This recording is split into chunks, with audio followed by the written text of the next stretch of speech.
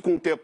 E me parece que agora não, o São Paulo retoma essa áurea de time forte e de time bastante temido no cenário brasileiro. Queria que você fizesse essa análise desse São Paulo super campeão e desses dois cenários que o Tironi bem ilustra, né? O cenário administrativo e o cenário de campo, o cenário da bola.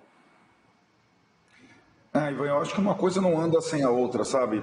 A gente tem alguns exemplos que são raros de times que vão tendo algum sucesso, ganhando algumas coisas com administrações péssimas. Eu acho que no caso do São Paulo, a reconstrução também começa fora de campo, né? São Paulo estava, largado, literalmente largado dentro e fora de campo, com instalações obsoletas, só quem não largou o São Paulo foi a sua torcida nesse período de vacas magras, né? E acho que a reconstrução passa, curiosamente, pelo momento da compreensão que essa torcida poderia conduzir o time, como é o slogan, né? E trazer essa torcida em maior número possível para o estádio, com ingresso popular, com a questão do metrô e tal. Acho que isso é fundamental para a gente entender o momento de reaproximação, de construção de caráter da equipe que o Tironi tanto falou. E acho que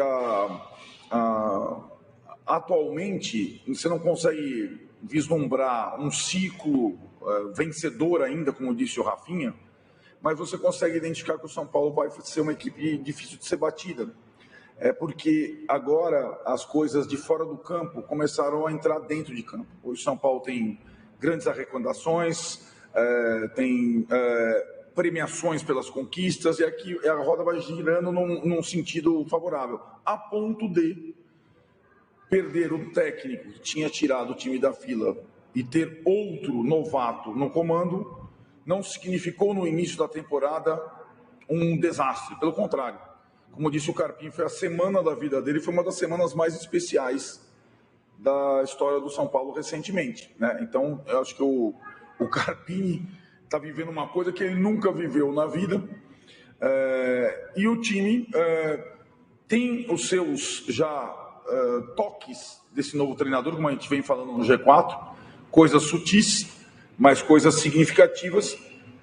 E se o São Paulo conseguir transformar, o Massini chamou a Supercopa do ano passado, e acho que ele tem razão, num diploma, e não exatamente num campeonato. O Abel disse é uma taça que simboliza o início da temporada, mas talvez para o São Paulo, nessa temporada, essa taça significasse mais até do que eventualmente a conquista do Campeonato Paulista lá para frente, por tudo que estava envolvido.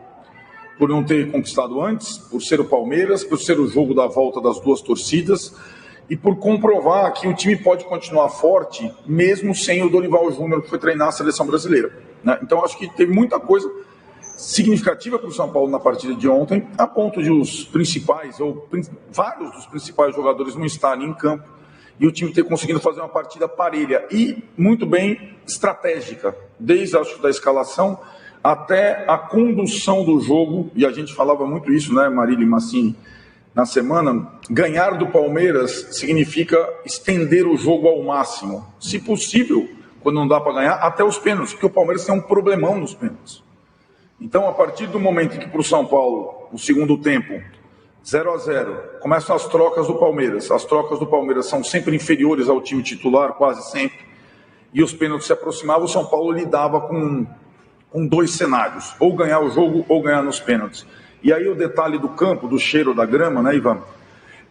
De quem estava no jogo, além dessa coisa maravilhosa das duas torcidas, quem estava no estádio percebia a importância fundamental do sorteio do gol que vai ser batido pênalti.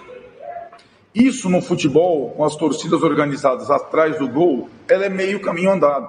E quando o Caleri ganha o sorteio do Gustavo Gomes e aponta o gol da torcida do São Paulo, o São Paulo tem ainda um fator a mais para ganhar a disputa de pênaltis.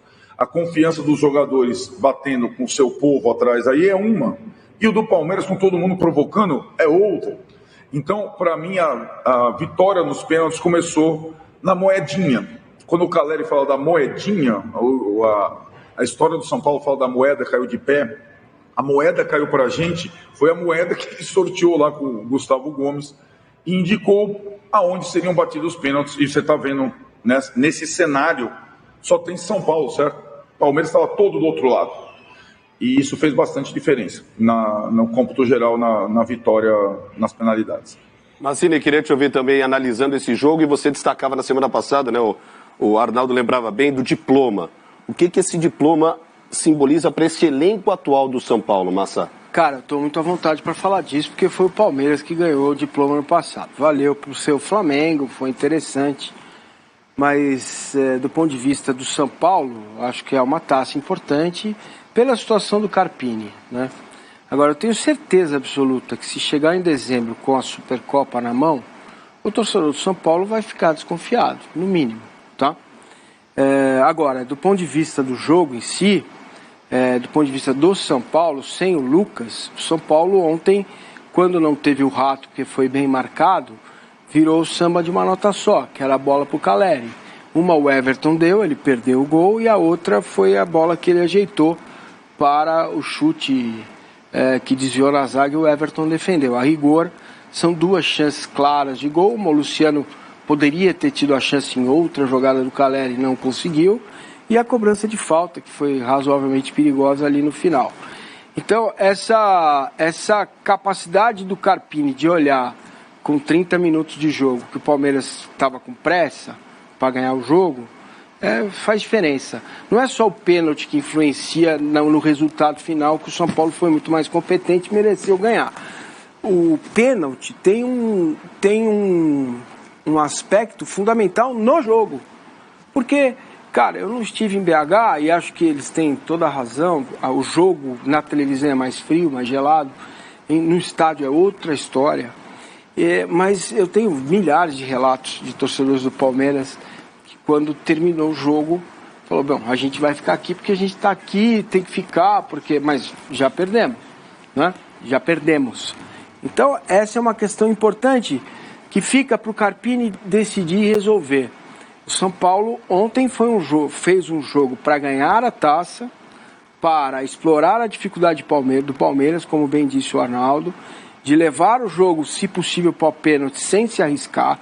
O São Paulo, no segundo tempo, não fez nenhuma transição ofensiva a ponto de deixar a sua defesa em dificuldade. Zero. É ponto positivo para o técnico, que entende o momento onde ele está, entende com quem você está jogando, né? E entende que o contra-ataque ainda é uma coisa que o Palmeiras sabe fazer bem. Então, acho que tem todos esses méritos. E acho que a gente tem que guardar a fala do Casares para quando a coisa não andar lá na frente com relação ao Carpini, né? Que a gente sabe como funciona no futebol. Então, óbvio que o Palmeiras daqui 3, 4 meses vai ser mais forte, principalmente o banco, né? E óbvio que o São Paulo com o Lucas é outro time. Agora, se você olhar para o jogo em si, não teve nada fora do que script, por isso que o programa é muito bom, daquilo que dissemos aqui. A dobra de lateral transforma o Palmeiras, as duas principais chances saíram desta dobra de lateral, e é por isso que o Abel escala. A segunda chance que a gente vai ver agora, você vai ver o Marcos Rocha fazendo o passe para o Mike, que o Moreira brilhantemente salva, porque se ele não salva, não sei se a bola entraria, mas tem um jogador do Palmeiras atrás dele, fatalmente essa bola entraria. E aí, com 1-0, podia jogar até agora, que ia ser difícil o São Paulo empatar. Então, essas questões estão postas do lado, a meu ver, do São Paulo. Quando você quiser, a gente entra no tema Palmeiras. Perfeito, Massa. Na minha visão, né? Claro, evidentemente. Marília, ainda falando dessa grande vitória do São Paulo, muito se fala, né, do elenco tricolor que vem se reforçando, mas ontem não contou com a sua principal estrela.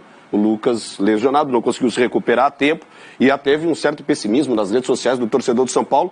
E durante o jogo, em que pese eu também vi o Palmeiras ligeiramente superior ao São Paulo, o Lucas me parece não ter feito tanta falta diante do recorte do que foi a final. Também não tinha o Endrick do outro lado, né? Bem lembrado. É que ele não jogou esse ano. Eu acho que o Lucas fez muita falta. Fiquei muito surpresa com a escolha do Carpini para o lugar do Lucas. A inversão de lado do Nicão, na minha opinião, não funcionou. Acho que o Lucas não fez tanta falta porque foi um jogo amarrado. Foi um jogo eu gosto, eu sei que a maioria não gosta, então para mim esse jogo é um jogo que vale no estádio e fora do estádio. Foi um jogo estudado, competitivo, disputado, mas acho que o São Paulo ficou com o lado esquerdo mais facilmente marcável, porque o Nicão não fez um bom primeiro tempo, ele não comprometeu, não foi que ele jogou super mal, mas acho que o Lucas daria uma outra dinâmica por ali, ou até o Michel Araújo quando ele coloca no segundo tempo, ou o Galopo quando ele coloca e depois põe o Michel Araújo e muda o lado. Acho que fez falta sim, mas me parecia claro que o desenho depois do jogo contra o Corinthians, que o Lucas não poderia jogar o jogo inteiro, e aí de partida eu também não teria começado com o Lucas, mesmo que ele pudesse alguns minutos. Eu acho que o fato dele não estar inteiro, a escalação dele, eu falei isso antes do jogo começar, eu não escalaria. Essa coisa do Palmeiras ter sido um pouco melhor, eu acho questionável, porque se no primeiro lance do jogo o Everton não faz aquela defesa também, é difícil. Eu acho que o jogo teve momentos, acho que o Palmeiras, nos seus momentos, ele é mais facilmente tido como favorito, porque as jogadas do Palmeiras parecem naturais à nossa memória visual. O Palmeiras vai dobrar a marcação, vai fazer uma jogada por ali, vai cruzar a bola para trás, alguém vai fazer o gol. A constância do Palmeiras dá mais segurança, então acho que sim, poderia ter acontecido gol no finalzinho do jogo, de fato, se faz aquele gol, o jogo acabou, mas também se faz o gol de falta do Galopo, o jogo acabou. Acho que foi um jogo muito bom, sem um favorito, até o último minuto do jogo, ainda que no final claramente o São Paulo quisesse mais os pênaltis, porque sabia também dessa fraqueza ou dessa fragilidade emocional do Palmeiras nos pênaltis, ou até técnica nos pênaltis. Eu não consigo ver essa dominância, mas eu entendo, os números, você pega o mapa de calor, tem lá o Palmeiras todo vermelho do lado direito, então podia ter sido do último jogo também, ia ser todo vermelho do lado direito. O que eu gostei do jogo é a seriedade com que os dois times colocaram em campo, ainda que seja um diploma, um título de começo de temporada, foi encarado pelos times, em respeito a quem estava no estádio, como uma final de campeonato. E acho que o São Paulino tem todo o direito de comemorar como uma final de campeonato. Faz bastante tempo que esses dois times não jogam uma final de campeonato com torcidas presentes desse jeito. Então, acho que todo o colorido do jogo dá mais importância do que, de fato, um título que o São Paulo não tinha. Porque é um título que existia, depois não existia mais. O São Paulo poderia ter vários títulos de Supercopa se tivesse disputado todas as vezes, foi campeão brasileiro. E idem o Palmeiras. Então, eu acho que o título de fato é o de menos. O ineditismo do título é o de menos. No caso do jogo de ontem, ele, como diria o personagem do dia também, transcende o futebol.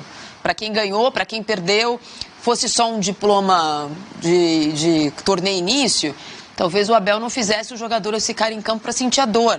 Você não sente dor em torneio início, né? Não tem luto para torneio início. Então, acho que foi um jogo enorme, com resultado decidido no limite dos pênaltis, também transforma a competição e a rivalidade numa coisa enorme. Não dá para dizer nem que o Palmeiras não é mais competitivo porque perdeu, nem que o São Paulo é muito melhor que o Palmeiras, mas dá para dizer que o São Paulo 2024 é muito diferente do São Paulo janeiro 2023. Então é isso, né, galera? Então é isso. Realmente... É como o Arnaldo falou, cara, é uma mudança de patamar, né? Mudou tudo no São Paulo. O São Paulo era sucateado, então mudou tudo. Eu concordo com a visão dele. E é isso. Agora bora ver o que vai acontecer no Campeonato Paulista, né? Agora estamos super empolgados agora, né? Com a situação do time e tal, crescendo. E bora ver o que acontece no Paulista, cara. Bora ver o que acontece no Paulista. E agora seriedade no Paulista. A gente quer ganhar o Paulista também. E vamos empilhar a taça, né? Se der, é óbvio. Vamos empilhar até. É óbvio que a gente não é o melhor time, né? Eu acho que o Palmeiras ainda tem, de 11 jogadores, o Palmeiras é o melhor, tem uma situação financeira melhor, o Flamengo é melhor. Então, a gente tem que saber entender isso, mas o São Paulo não fica pra trás não, cara. Acho que no jogo único, por exemplo, Libertadores e tal, na final, ou até no mata-mata, o São Paulo tem chance de bater de frente com qualquer um. Então, essa é a minha opinião. Comenta de vocês aí embaixo aí, se inscreve no canal, deixa o like, comenta a opinião.